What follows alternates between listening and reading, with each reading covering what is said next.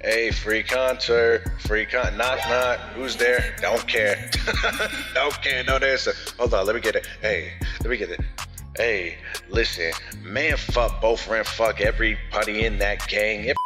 Alright, so I decided to take it upon myself to watch Little Born Windbreaker, and I watched up to episode 9. So if you haven't seen episodes 1 through 9, click off the video. But no, so when I was first watching episode 3, I was originally going to just start talking about how they were boxing and how the choreography was nice, which it was. The camera shots that we were getting, and Sakura was absolutely embarrassing this nigga. Like, it was good. I was watching this and I was getting kind of excited, and I was like, wow, I can't wait to talk about this because this is cold. And looking at this now compared to what the fuck came in like episode 6, 7, 8, doesn't even hold a candle to it. And as they're about to continue fighting, our principal of the school hops onto the mic. It's your principal, Satoru Gojo. And I'm gonna be real, I don't even remember what I was coming on here to say. Now that I'm talking though, I thank you all for being here today. Because when it comes to my campus, I only allow like real ass individuals to really take a stand and defend our county. You know, that's what Bothwooden is all about. And for as long as I've been a part of this, we have yet to see one cop on the street. So we're the cops. We are the authorities. And I'm going to need you guys to defend the town with everything that you have. So thank you to you all again. And God bless Japan. The honored one out.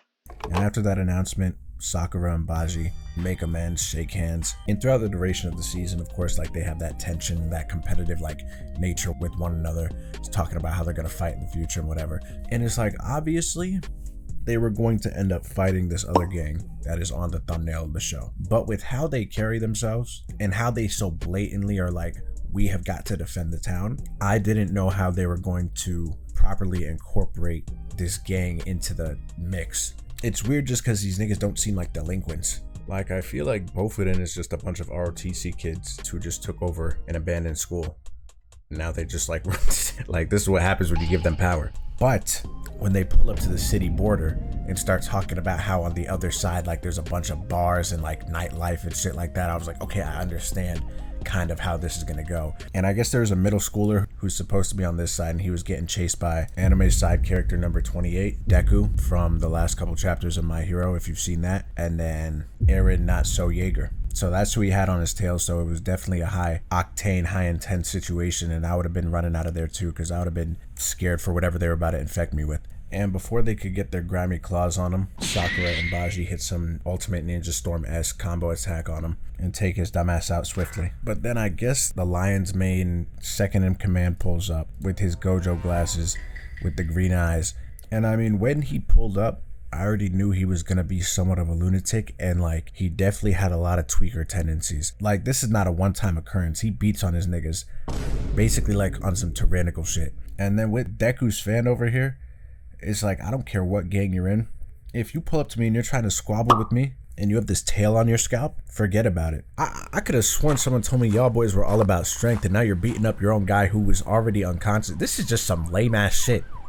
What you say? I was saying that you think beating up on the weak is like admirable or something, but that is just some pussy ass shit.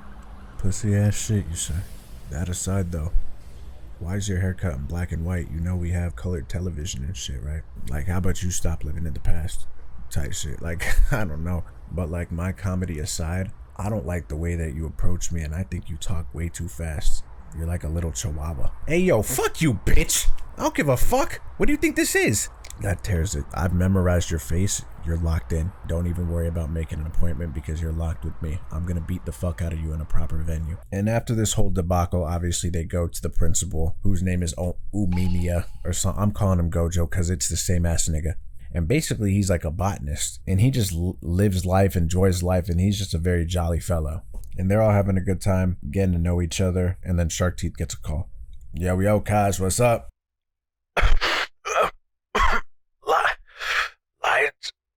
Lion's dead. Kazi, what's going on? hey, free concert, knock knock. Who's there? Don't care. Don't care. No answer. Hold on, let me get it. Hey, let me get it. Hey, listen, man, fuck both friend, fuck everybody in that gang. Everybody, if you pull up, man. You know you boys getting slain. I'ma kill you. I'll drill you. I will drill you with my fist.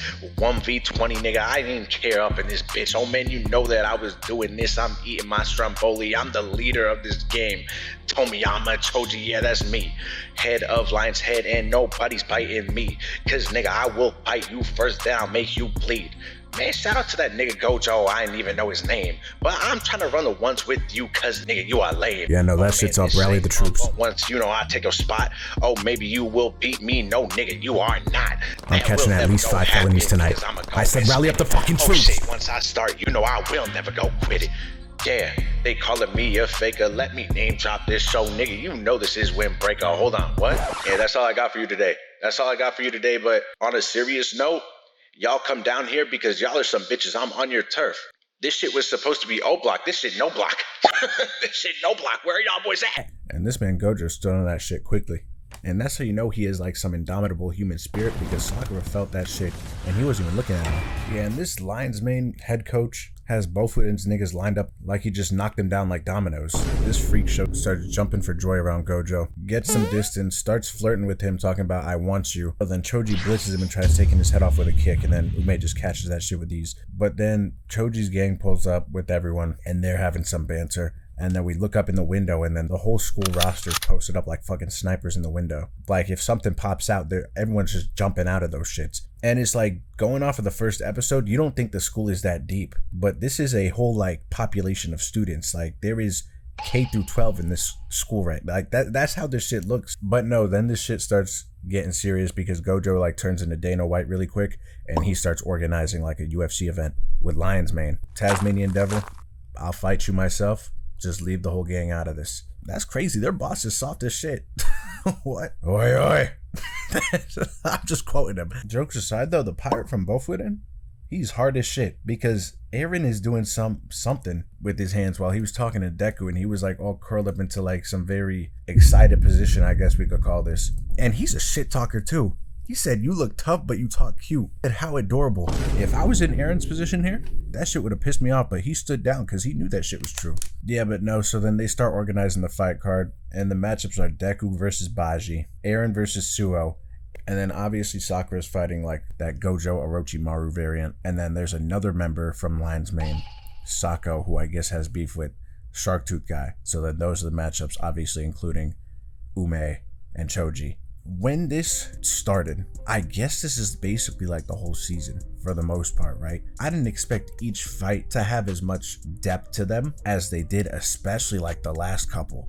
And that shit was very interesting to see because the story, even up to where I'm at in the show on episode, like the story isn't deep in the sense where it's like it'll have you scratching your head wondering what is going to happen later. Like everything is kind of given to you already. There is no underlying plot as of right now.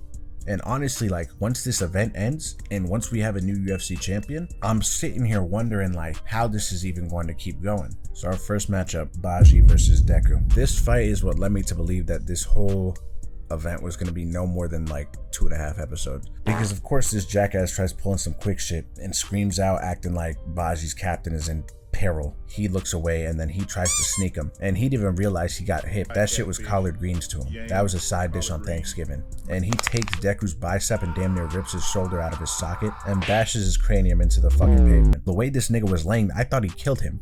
Like, I thought he actually killed him because that was some severe head trauma. And Choji was like progressively getting to higher levels of tweak through episodes 5. I mean, as soon as he was introduced, the nigga pulled up rapping. But like episodes 5, 6, 7, like he just kept getting worse and worse to where it damn near felt like I was watching like a horror anime. But the character that interested me the most throughout this whole thing was the Green Eyes dude, because of how just silent he was, and they were making him appear to be very ominous. Like there was something important going on with his character, but you couldn't read. Like his character is probably the deepest part of like this whole show so far. Damn, that shit's cool. That bitch. Like he's such a... Hey yo, y'all boys keep it down, alright? You're ruining the show. Like I never want to hear you guys talk about strength or anything involving that subject again, actually. I'm embarrassed for you guys. I'm getting secondhand embarrassment right now. Sakura, people like this don't even understand till they really get swung on. You wanna be the one to show me then? Hey, you're not his opponent. So you take your fucking paws off of him, you hear that? I'll not only have him swing on you, but I'll fuck you, nigga. Dead ass. So sit the fuck down. All right, next fight. No, what the fuck is he talking? No, but Suo starts getting on this nigga again, who's biting the skin under his nails off at this point. Look how he's munching over there. He hasn't eaten in weeks. Out of the fights, I'm not gonna lie,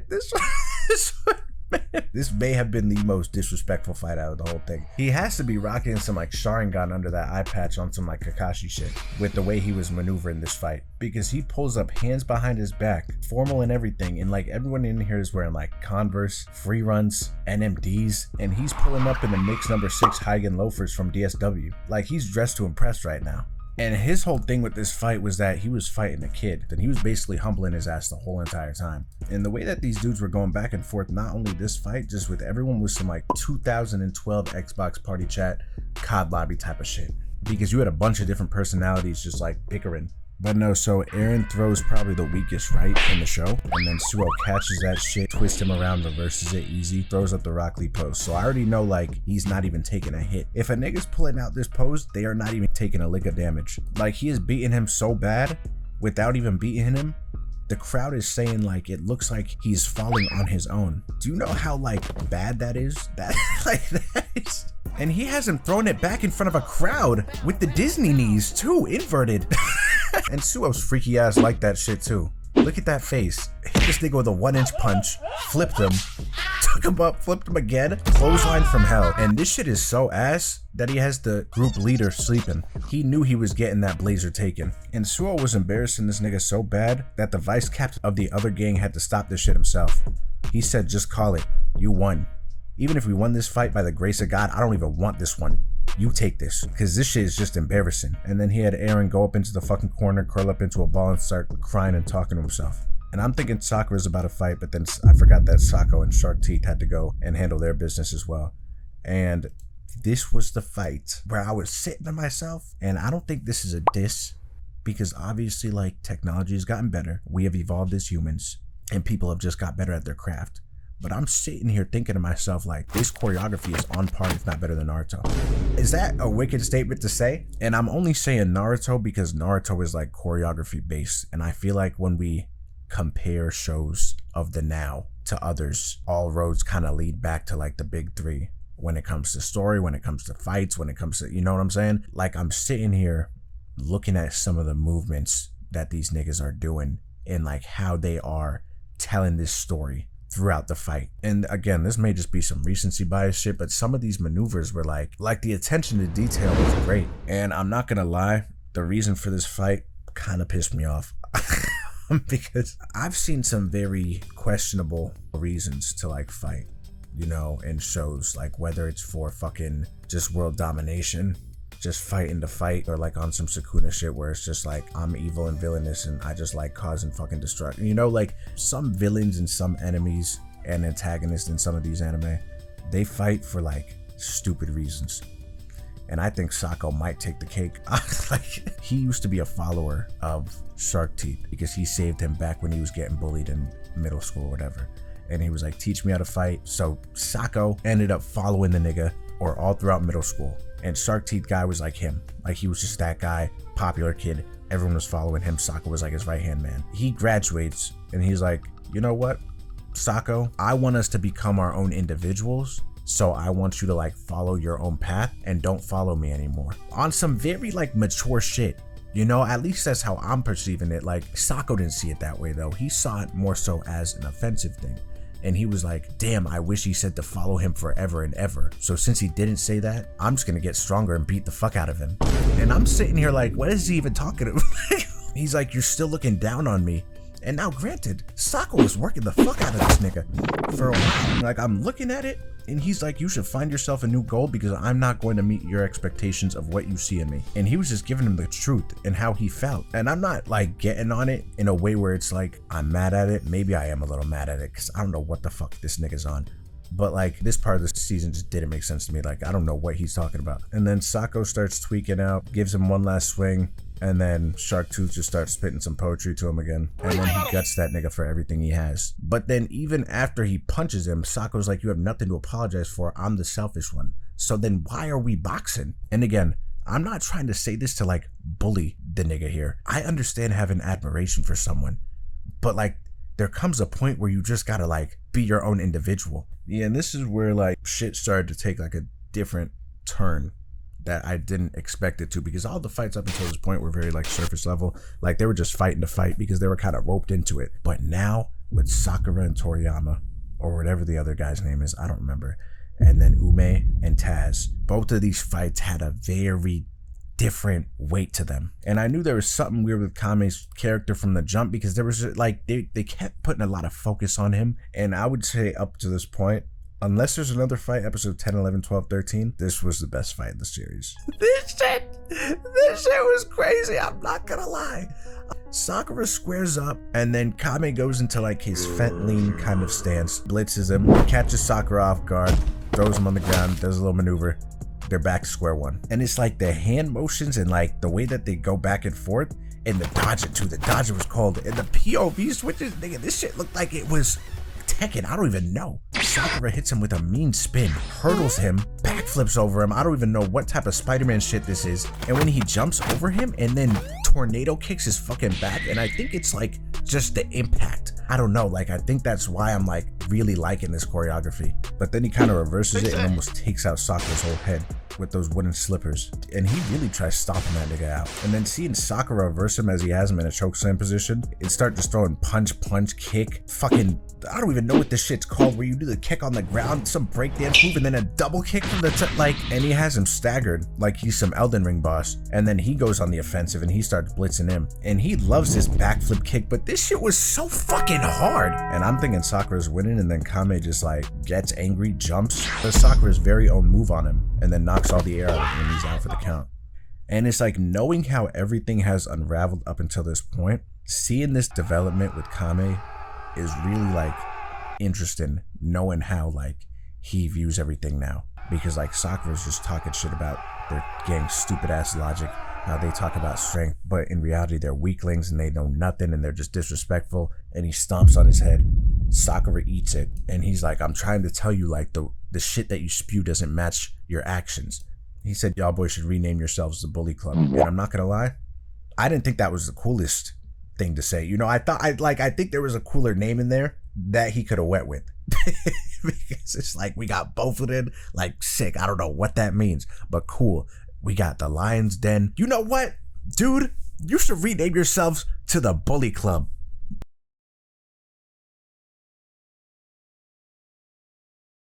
I'm gonna be honest, after you said that, it feels like you're bullying me, subjecting me to that. The keys to the headquarters are out front, gang's all yours. I'm retiring from this lifestyle. If niggas like you are running amok, the game's not what it once used to be. Yeah, and I guess he didn't know that they were like bullying the middle schoolers. So this is where the whole story kind of like shifted a little bit, and where you're like really trying to like analyze this nigga's character, because it seems like he actually wants to stand firm on like the shit that he talks about in terms of like the values of the gang and like the whole strength thing. Because he pulls up to Eren and Deku and he just starts beating them bloody. We see their backstory of like Kame and Choji and everything, and it's like Choji recruited Kame after Kame was getting jumped by the gang, and he was like, oh, you're strong, I like you, blah blah blah, and they became good friends. Choji was moving up to like gang leader, and his whole thing was like finding fun, and he was like, I'm gonna reach the pinnacle, so then I will like be in the most fun position. And like where he kind of got like corrupted is where he went like, it would be a good thing if the whole team got as strong as me, so then we would all have like fun together. And he's on some Eren Yeager shit where he's like, I'm trying to be free. And it's like, as we're looking at this, like Kame doesn't seem like a bad individual at all. Like not in the slightest. He seems like he has good morals. He's like grounded. So then as Choji is becoming the villain right before our very eyes, some of the other gang members pull up. And then we see Choji airborne for 1 second, lands on the ground, causes a fucking sonic boom. And he might just be FTL, and kicks this other guy right in his abdomen. And we see him become an egoist. So now he's on like this power hungry type of like I don't even know what to call it. But so then Kame assumes the role of the villain basically, because he doesn't want to stain Choji's image, and he doesn't want Choji to stain his own image. And he's realizing that maybe instead of doing that at the time, he should have actually stood up to Choji and like humbled his ass a little bit. And just looking at Kame's development here, as I said earlier, favorite character in the fucking show. Like this nigga is like, I really like him, because he's dropping bars. Why'd you hit them? Doesn't being strong mean you guys can do whatever the fuck you want to do? It definitely does. But you know, this is a home for the strong. It's not a home for scum. And then we pan to Choji. This nigga has not one gear turned in his head right now. He doesn't even realize that they're like talking about some serious shit. He's probably like simulating a boss battle type fight in his head as he's waiting for them to go at it. And what he's saying is really starting to resonate with Kame though. And that's where he realizes like he should have handled it how like Sakura's handling it, or at least how he knows Sakura would have handled it if he was in his position. And this might have been my favorite moment so far, I'm not gonna lie. And Sakura was like, I knew your dumbass was holding back Shaggy because that was his nickname. And he was like, I'm not Shaggy. My name is Togame Joe. I'll give it all I got, Sakura. And he like name dropped him, which was nice because as Sakura said, like he has never gotten that respect from anyone that he's went up against. And they're just going at it, both smiling ear to ear. And the choreography is so fucking good. And now, I'm gonna be honest, I think maybe I thought it was better because I was watching this on 1.5 speed just so I could get through it. So the speed at which they were moving initially, I was like, this is better than Naruto. But looking at it in normal speed now, it's still top tier. But I'm not gonna sit here and say it's better. But the maneuvers that they are doing are very crafty. And the camera switches and everything, like they're doing a really good job. But look at that Sakura combo this nigga with uppercuts and the knees and the double kick. It's just like so fucking stupid. Such a good fight. And they're like, let's end this shit. They both are getting ready to throw the meanest right hook of their life. But then Togame kind of pulls his punch a little bit so Sakura can get the win. And I knew this shit was gonna happen, because Sakura's out here starting to crash out on the stage. Choji gets up, he's jubilant, he's excited, he's like, damn, you're strong, you should fight me sometime. As soon as I saw Togame start walking towards Choji, I knew this nigga was about to get stuck. I just didn't expect it to be some backflip. I didn't expect this nigga to get a gymnastics maneuver pulled on him though. This was pretty impressive. Like the way this nigga... The way he kicked it was damn near automatic. Hey, yo, Choji, chill. Choji, let's get out. Orewa strikada. Oh my fucking, shut up. Sakura was on timing too. Rightfully so. That shit would have pissed me off. But look at Choji's face, this demon. This is his fun. He wants to get injured. Yeah, but Gojo pulls up. All right, Umi, let's go. I'm so excited to fight. Like, let's do this thing. Let's go. Question, brother. And be honest with me. When you were seeing everyone like scrapping stuff, especially that last one specifically, like, did you feel anything? That shit was ass because like my parlay didn't hit because of that one. So now I'm out 300. Togame's weak ass. Like, I mean, yeah, you're a lost cause, kid. And then Choji blitzes him, and the movements that he's doing are like damn near not human. And I don't know what it is that Ume has going on. He has some Conqueror's hockey shit. Because Choji's airborne, and then they show this scene. This was like his stand or something. And he gives him a fucking mean right hook. And Choji dodges it, at least you think so. And then he just starts spurting blood out of his nose. So he must have the shit from Wano, where you like don't actually touch him. Because that didn't make sense. But no, and then he's like, if you don't understand anything that's coming out of my mouth, then you are 100% gonna lose. And the reason why he's saying this, and I'm not gonna lie, out of all of the shows that I've seen that kind of depict depression and like mental struggle, I would say the way that they did it here was one of the best I've seen. And I saw someone talk about it in the comments before I even got to this episode, which is why I'm talking about it now. Because if I didn't read that comment, I probably wouldn't have paid attention to it as intently as I did. But looking at it and comparing it to like what I have went through, and I for one, especially like in high school, early high school, I was always kind of just like a depression isn't real type of guy. Like, just get over it. And now that I've grown a bit, I'm not so like close-minded with that statement, you know, I think it is a real thing. Having kind of went through it myself, but it still is at the end of the day like something that the individual has to get themselves out of. But I also understand that everyone has different circumstances, everyone was raised differently, and everyone's thought processes are different. So some people may need more assistance to get out of a hole in comparison to some other. Like it really varies between person to person. And I feel like this show depicted sort of the feelings internally with that really well, from at least my experience with it on a more mild level. And as this fight's progressing, like we see him getting more and more distraught. And then Gojo's talking about how like he's throwing like punches because there's nothing behind those punches, and he's not fighting for anything, and there's no reason. Like So that's why he's eating them. And he starts kind of having a mental breakdown and screaming on stage. And he did like some awakening type of shit, and he starts beating Ume up again. And this nigga's giving like Choji a therapy session as they're fighting. And I guess this is also what he meant when he said like your fists are a conversation, when he was talking to Sakura about it. And this was like, it was wholesome, but like looking how they orchestrated it, like you kind of really feel like Choji's pain a little bit with how Ume was talking to him. And he's really trying to be soft with him and empathize with him and be like, no, like you're good, like I didn't mean to do that because I could see what you're going through. I was on Choji's side the whole time, like as I was seeing this develop, until he tried pulling a Gabimaru and ripping out Ume's esophagus when this nigga bit into his Adam's apple. What the fuck is going on here? Like, serious shit aside, what the fuck was he trying to accomplish? And even as he's getting the blood sucked out of him right now, Ume's just hugging him, saying, I'm sorry, the answer's inside you. And as this was progressing, especially when I thought Ume was about to give him a hug, there's a part of me that was like, this is corny. And I think that's where some of the discourse with this show comes. Like, I could see why people would think that's corny. And I'm not like opposed to being on that side of things, but I also can see like the positives in this scene. I personally liked it, and I thought it was a lot more deep than I feel like people gave it credit for, at least from what I've seen in some of the comments with it. Realistically, like that's some real life shit. And Ume hit him with a Tanjiro-esque headbutt and sent him into the shadow realm of his thoughts.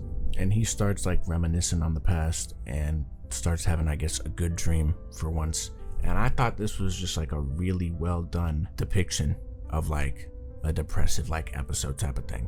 Choji, I'm sorry I left you all alone, and that's on me. You know, that was my responsibility. I was big bro, that was me. And I'm not gonna lie, I'm about to start tearing up because this shit fucking hurts, nigga.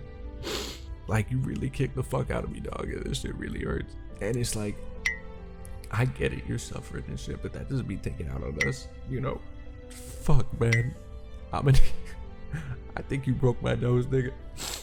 Kame-chan, I know that kick was hard as hell.